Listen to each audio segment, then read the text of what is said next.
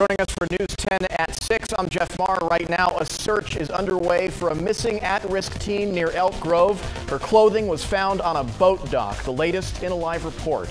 Plus, a big crowd and a wet game. It's the Oakland A's versus the River Cats at Raley Field, and we've got Ryan there standing by to give us highlights.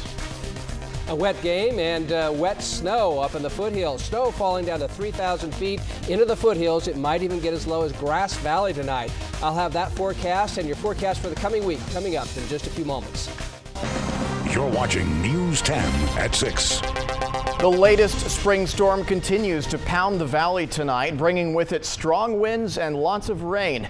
Here's a live look at the weather conditions in Sacramento. After a morning of heavy rain and nearly 45-mile-per-hour gusts, you're looking at it there. It's pretty well cleared up. Looks like the storm system is finally starting to slow down, but while we're soaking up the rain, the Sierra is dealing with something entirely different. That would be snow. And tonight we have team coverage following the storm. But first, let's check in with Harry Stockman, who's in for Darla. And Harry, that snow is certainly being stubborn. Is that going to be the story tonight? That is the story tonight. It's snowing, and we're going to have some big accumulations of snow up in the Sierra Nevada. We continue our live team coverage now of the weather at Raley Field, where baseball fans are bundling up to watch the Oakland A's take on the River Cats. Natalie Sense is there in West Sacramento. And Natalie, you know, when it comes to baseball, it's all about diehard fans. They don't care about the weather.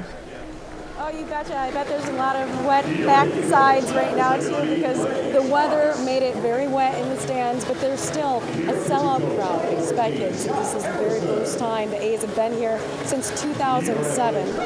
Natalie, thanks. For weather updates anytime you need them, just download the News 10 weather app. Just log on to news10.net and click on the weather tab to get the latest conditions, Doppler radar, and 10-day forecasts all on your iPhone or Android. Tonight, there's new clues in the search for a missing Elk Grove teen. Officers say 15-year-old Shabnam Admadar walked away from her home late Friday afternoon. Admadar is considered at risk because she suffers from paranoid schizophrenia. Since she's disappeared, officers and volunteers have been working feverishly to try and bring her home. Let's go to Lee Painter, who's been closely following the search efforts. She's live in Hood. That's just outside of Elk Grove. Lee, are they making any progress out there? Well, all day, search crews have been tracking this young girl's steps from her home in Elk Grove to Franklin and now to the town of Hood. They're concentrating their efforts here onto the levee because they did find her clothing down by the water. They have a drowning accident rescue team on standby just in case they find anything, but they're holding out hope because at the same time they're searching in this area, they're also getting tips. Just recently has come in that she was spotted in Walnut Grove. Yeah, we're hoping for the best, Lee. Thanks. Here's another look at the missing 15-year-old.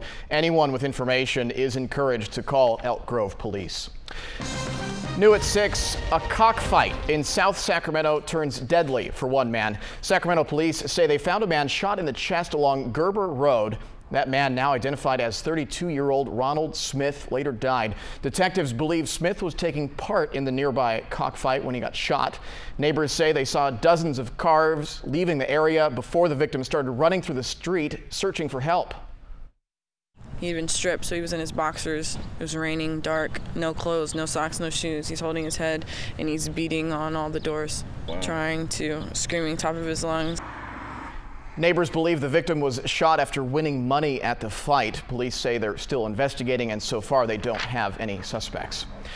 A homicide investigation is underway in Fairfield tonight. A woman between the ages of 18 and 20 was found stabbed to death behind a home on 4th Street this morning. Her name is being withheld as investigators try to contact that woman's family. Police are not yet releasing the time of death, motive, or suspect information at this point. It is back to reality today for the millions of people who tried their luck at winning that record $656 million Mega Millions jackpot. 3 winners get to split the pot, none of whom are from California. Here's one more look at the winning numbers: 2, 4, 23, 38, 46 with a mega ball of 23. 29 Californians matched 5 of 6 numbers. 5 of them were local. Here's where those tickets were sold: a Raley's in Sacramento, Save Mart in Manteca, a Chevron in Folsom, Jack's Liquor in Modesto, and the Rancho Murrieta Country Store in Slough House. The 3 jackpot winners are in Illinois, Maryland, and Kansas. Splitting up the prize adds up to more than $213 million per winner before taxes. The stores where the tickets were sold, they'll get $100,000. None of the winners have been identified, and laws in Maryland and Kansas allow them to remain anonymous if they choose to. Now, not matching all 6 numbers doesn't mean you didn't get a win. We posted a table at news10.net. Go there and check to see if you're taking home any cash, even if it's just a couple of bucks. Welcome back. The Bay Area welcomed yacht after yacht of world travelers. The latest leg of the Clipper Round the World Yacht Race came to a close yesterday in San Francisco. Teams started 8 months ago and are slowly closing in on the end of the 40,000-mile race. Travelers are now headed south to the next stop, and that would be Panama City. Wow. 40,000 miles. 40,000 miles. That's a long ways. And closer here to home, not ideal weather for boating, maybe tomorrow. Or any traveling. Actually, tomorrow will be a lot better than today. But today we had about 23/100 of an inch of rain in Sacramento, about 1/3 of an inch of rain up in Citrus Heights, close to that in Stockton. So it was a wet day here for the valley, and for the Sierra, they're really getting hit hard up there. We're right around 9 inches, 9 something. So. Okay, so still a lot more to go, but you know what? It's baseball season. Hey, that sounds good. And we've got Ryan Yamamoto out at Raleigh Field where the A's are taking on the River Cats. Ryan is there with the highlights. Ryan, how's it look out there? Oh, you've got a friend. It looks great right now. You know, after a morning full of rain, Mother Nature finally saying, play ball. We got Dinger, we got the Oakland A's, we got your River Cats. Sports is next. We'll have all those highlights coming up tonight at 11. Reporting live from Raleigh Field, I'm Ryan Yamamoto. Back to you. Excellent, Ryan. Thanks, and enjoy yourself out there. You know what? It's probably going to be a really nice night for those people. Now that the rain has moved out, when the rain settles in and leaves, it leaves that nice smell. Fresh cut grass. That's a perfect nice baseball night. You're such an optimist. It'll be a little bit cool tonight, but and there'll still be a chance of some isolated showers. But it is improving. You're definitely right.